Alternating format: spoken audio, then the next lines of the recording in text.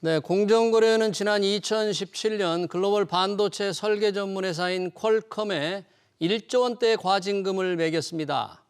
퀄컴이 삼성전자 등의 부품을 팔면서 특허권을 무기로 과도한 이용료를 챙겼다는 혐의였죠. 단일 기업에 대한 과징금으로는 최대였는데요. 퀄컴은 호화 변호사 군단을 앞세워 소송에 나섰죠. 그 소송전을 승리로 이끌어서 과징금 1조 원을 지켜낸 분을 모셨습니다. 법무부인 클라스의 최승재 변호사입니다. 변호사님 어서 오십시오. 네, 반갑습니다. 자, 2017년이죠. 6년이 넘었습니다만 퀄컴의 공정거래위가 1조 원의 과징금을 매겼고요. 퀄컴은 반발해서 소송에 들어가서 최종 대법원 판결이 났습니다. 1조 원 과징금이 지켜졌는데 우선 시청자들 위해서 이게 어떤 사건이었는지 좀 설명 좀 부탁합니다. 예, 아마 우리 앵커님께서도 네. 스마트폰 쓰실 겁니다. 그렇죠.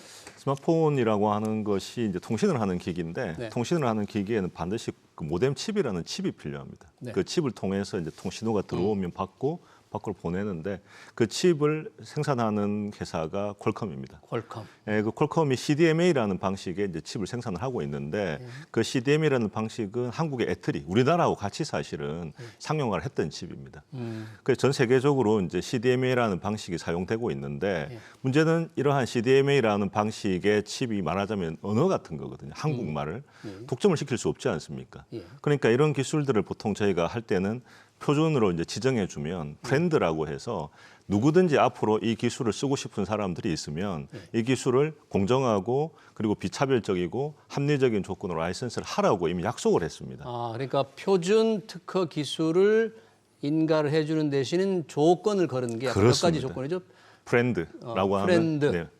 그 페어 공정하고 리즈너블 합리적이고 넌 디스크리미네이터리 비차별적인 조건으로 라이센스를 해줘라. 아, 그 조건을 지켜야만 표준 특허 기술로 인정한다. 그렇습니다. 그러니까 이 사건을 아주 간단하게 말씀드리면 퀄컴이 약속을 안 지킨 겁니다. 아, 표준 특허 기술을 받았으면서 그렇습니다. 바로 그런 프렌드 확약을 지키지 않았다. 그렇습니다. 아, 그런 소송이 있었군요. 네. 그러니까 지금 뭐 두 가지 행위라고 하는 게 하나는 경쟁 모뎀 칩셋 네. 제조사들이 그 특허 좀 쓰게 해주십시오라고 이야기를 했는데 못 줘. 이게 일행이고요. 네. 그다음에 삼성전자라든지 뭐 소니라든지 애플이라든지 여러 유수의 이제 휴대폰 제조사들에 대해서 만약에 너 나 칩 쓰고 싶지. 그럼 내 칩을 쓰려 그러면 너도 네가 가지고 있는 특허권도 나한테 다 라이센스하고 내 특허를 꼭 써야 된다라고 하는 조건을 강제로 해서 예를 들면 실제 어떤 회사 같은 기록을 보면 우리가 당신 칩을 쓰고 싶은데 라이센스를 안 받고 싶어? 이렇게 말하니까 그래? 그럼 나 칩 공급 안 할 거야. 이렇게 위협을 한 거죠. 갑질로 이런 위협을 하는 거네요. 간단하게 말씀드리면 갑질을 갑질입니다. 한 겁니다. 맞습니다. 네. 보니까 우리 최승재 변호사께서는 그 마이크로소프트 사내 변호사로 꽤 오랫동안 일도 하셨고 또 삼성과 애플의 소송에서는 애플 쪽에 서서 이긴 적도 있는데 요번에 이 공정거래위원을 대리하는 변호인단에 들어간 거는 어떻게 해서 들어가게 된 거예요? 예, 일단은 제가 박사 논문 주제가 사실은 이 표준 필수 특허라는 이 주제에 박사를 썼습니다. 아, 이 논문을 표준 특허 기술. 네, 그래서 그게 아마 이제 어떤 공정위 관점에서는 어필을 한 것 같고요. 네. 근데 개인적으로 놓고 보면 사실은 뭐 우리 말씀하셨던 것처럼 마이크로소프트라든지 애플 같은 회사들을 위해서 제가 공부한 분야의 일을 했는데 이 사건의 중요성을 놓고 보면은 저는 이 사건은 꼭 우리 대한민국 정부를 위해서 일을 해보고 싶었고요. 예, 그런 점에서 다행히 공정위에서 일을 할 수 있는 기회가 주어져서 공정위에 있는 여러 그 전문가들하고 같이 한번 일을 할 수 있는 기회가 됐었습니다. 그 분야의 전문가면 퀄컴에서도 좀 합류해달라고 요청을 했을 것 같은데요? 그렇지만 이 사건의 중요성을 생각해 보면 이 사건이 결국은 만약에 공정위가 패소한다고 보면 우리나라의 주력 산업이라고 할 수 있는 삼성전자 휴대폰이 당장 퀄컴의 어떤 기술 종속이 될 거고요. 장기적으로 지금 우리가 IoT라는 기술, 인터넷 오브 더 띵스라고 해서 모든 지금 기기들, 사람뿐만 아니라 다 연결이 되는 초연결 사회지 않습니까? 초연결 사회 핵심은 통신입니다. 그럼 앞으로 예를 들면 우리가 또 다른 하나의 주력 산업이라고 볼 수 있는 모빌리티 쪽의 현대차 같은 회사들도 다 종속이 되는 겁니다. 아, 그렇게 됐군요. 예, 그렇다면 제가 생각하기에는 이런 중요한 사건에 우리 공정위가 올바른 결정을 했다면 공정위가 저하고 일을 하지 않겠다고 결정하지 않는 다음에는 저는 공정위를 위해서 선택하고. 하는 게 맞다고 봤습니다. 그 당시 공정위 변호인단은 몇 분이나 됐었어요? 예, 저하고 공동 대리인 그다음에 뭐 저희 공정위 쪽에 같이 계시는 네. 사무관님들, 뭐 과장님, 뭐 심지어 국장님까지 다 해도 한 10여 분 정도가 10분. 전체였습니다. 그럼 퀄컴을 대리하는 변호인단 한 몇 명 정도 됐습니까? 퀄컴은 이제 국내에만 해도 3개의 이제 로펌이 대형 로펌 3개가 같이 들어갔는데 세계의 대형 로펌. 네, 그 로펌에 각각 변호사님들이 한 20분 정도씩 제가 알기로는 있었기 때문에 세 곳에 각각 20명씩 한 60명 정도의 변호사가 있었고. 네, 뭐 또 이제 미국 현지에도 아마 이제 미국에서 핸들링하는 또 로펌이 따로 있었을 거기 때문에 네. 뭐 저희하고 수적으로는 뭐 물론 뭐 금전적으로도 마찬가지겠습니다만 뭐 비교가 네. 안 될 상황이었습니다. 뭐 한 10대 1로 싸우셨나요, 그럼? 아마 뭐 그러지 않을까 싶습니다. 다윗과 골리앗의 싸움이라는 그래서 평을 들었군요. 자, 이 변호사가 되기 위한 준비를 하면서 이렇게 특허 분야 공부하기가 쉽지 않은데 어떻게 특허를 이렇게 공부를 하게 됐습니까? 예, 제가 이제 변호사가 되려고 생각을 했을 때, 또 내지 이제 사법연수원에서 변호사 이제 법조인이 되려고 했을 때 이런 고민을 했습니다. 법조인은 크게 저는 두 가지가 있다고 생각을 했습니다. 하나는 기존에 만들어진 걸 분배를 어떻게 잘하느냐에 대한 일을 하는 사람이 하나 있고, 네.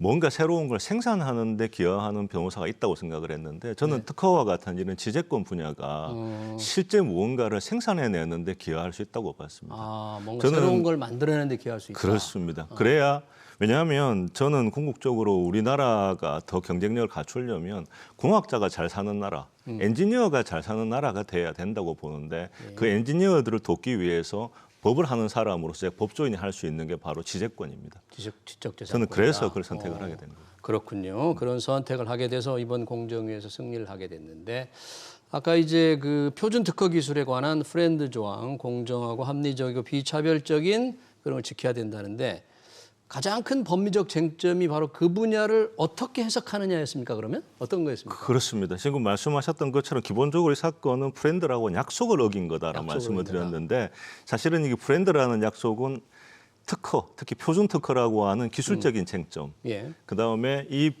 브랜드라고 하는 거를 경쟁법, 독점을 어떻게 막을 건가라고 하는 그 법에 대한 쟁점이 두 엔드 조건으로 다 같이 있어야 되는 사건이었거든요.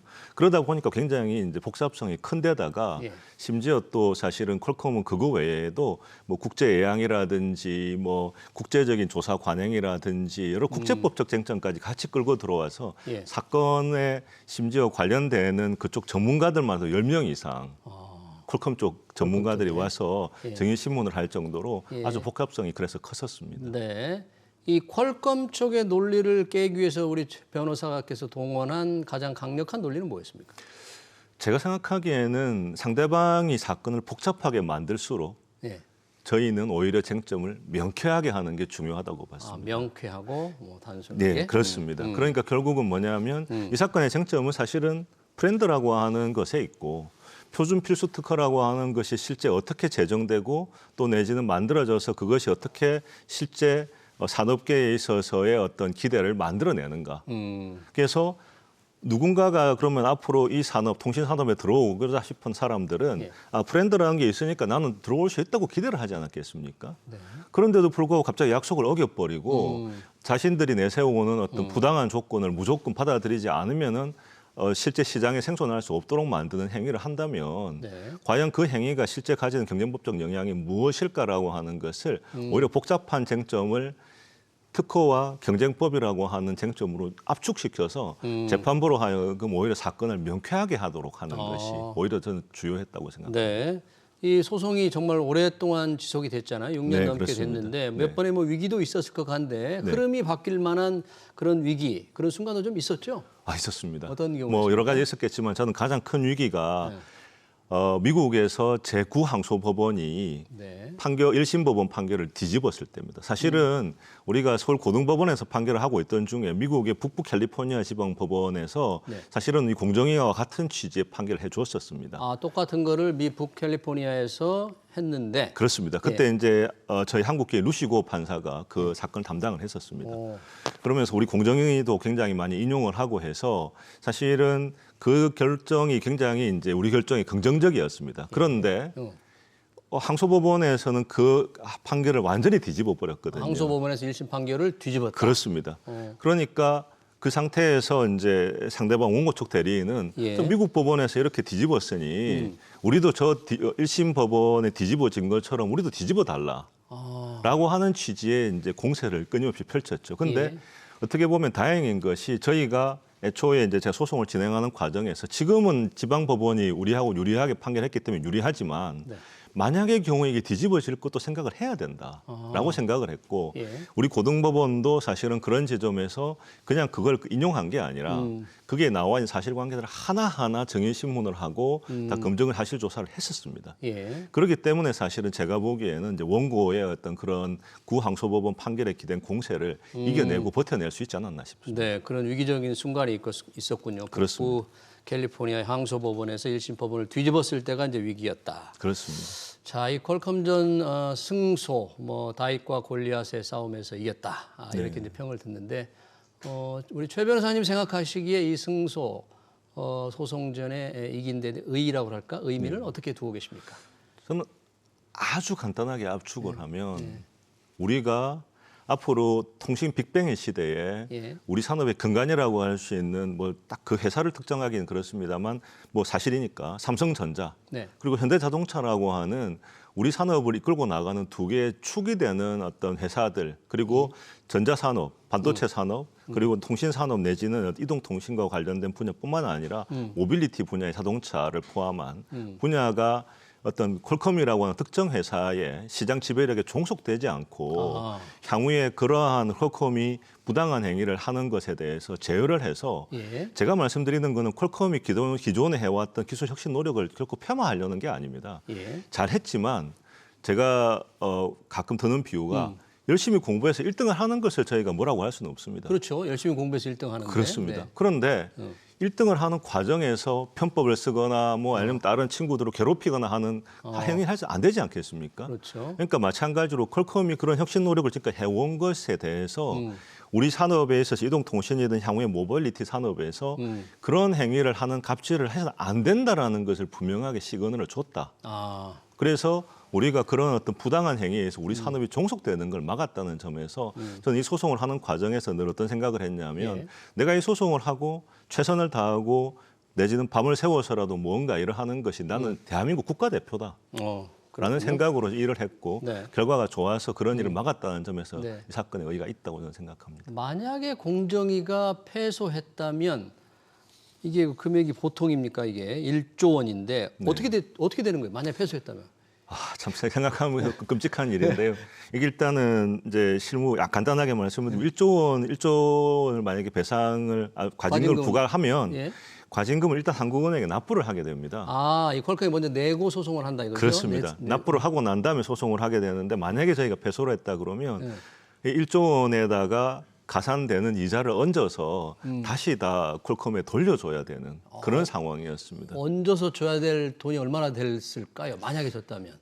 글쎄요, 뭐 보수적으로 잡아도 1조 2천억, 2, 3천억 정도는 됐을 것 같고 2, 3천억. 그렇습니다. 네. 이번 판결이 결정이 대법원에서 나고 나서 국제적으로 좀 상당히 그 주목을 끌었을 것 같은데 어떤 반응들이 좀 있었습니까? 이거에 예, 대해서? 제가 알기로는 뭐 공정위가 지금 보도 자료를 내놨습니다만 공정위 쪽에도 미국 쪽에서도 연락이 오고 각국에서 지금 이제 왜냐하면 이게 당시에 미국 그리고 유럽, 일본, 그다음에 대만, 중국 등에서 다 사실은 이 제재가 이루어졌는데 정작 끝까지 남아가지고 사실은 판결을 끝까지 받아낸 것은 우리나라밖에 없습니다. 다른 데는 어떻게? 다른 곳들은 예를 들어 대만 같은 경우는 과징금을 부과하고 난 다음에 합의를 해버렸었고요. 합의를? 예, 약간 투자를 하는 조건으로 뭐 합의를 해줬고 네. 중국 같은 경우에는 일단 가격 통제처럼 해서 했는데 중국 같은 시장이 크니까 퀄컴이 돈을 내고 말아버렸습니다. 예. 그리고 미국은 아까 말씀드린 1심 법원은 위법하다고 했지만 또 항소심에서는 뒤집어졌고 일본은 또 제재를 하려고 하다가 또 그 중단시켜 버렸고 그러다 보니까 이걸 끝까지 사실은 이 퀄컴의 부당한 행위에 대해서 네.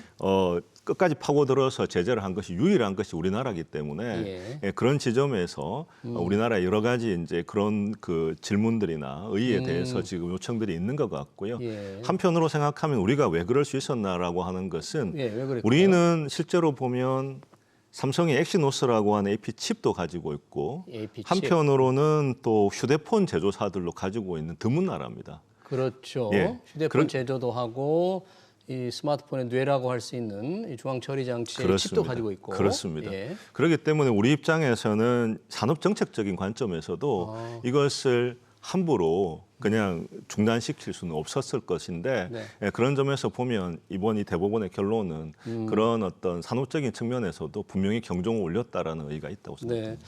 우리 최 변호사님은 앞으로 어떤 분야를 좀 치중해서 앞으로 변호사 활동을 하시면서 어떤 분야를 좀 더 연구를 하거나 활동을 좀 하실 계획이세요?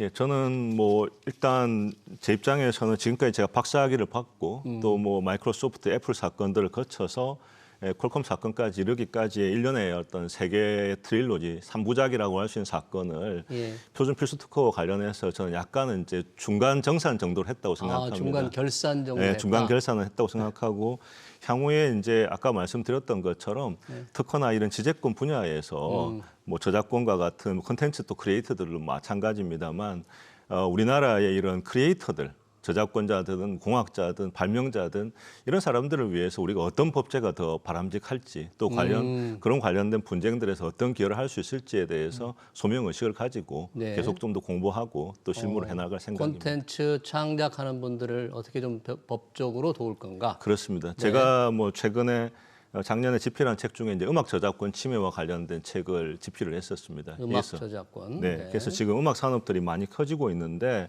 사실은 덩치가 커진 음악 산업에 비해서 법제적인 어떤 정리나 정비는 사실은 보완이 필요하다고 봅니다. 그래서 법률가라고 하는 게 아까 말씀드렸던 것처럼 단순히 누구께 맞는지에 대한 분배뿐만 아니라 실제 우리 경제, 우리 내지는 국가에 필요한 산업적인 니즈의 어떤 보완을 하는 그런 측면에서 뭐 지재권 분야에 대한 공부를 계속해 나가고 또 실무에 있어서 그런 어떤 그 필요성들을 보완시키는 그런 사건들을 해보고 싶습니다. 네, 잘 들었습니다. 공정거래위원회와 퀄컴의 1조 원대 과징금 소송에서 공정위 편에 서서 승소한 법무법인 클라스의 최승재 변호사였습니다. 변호사님 고맙습니다. 네, 감사합니다.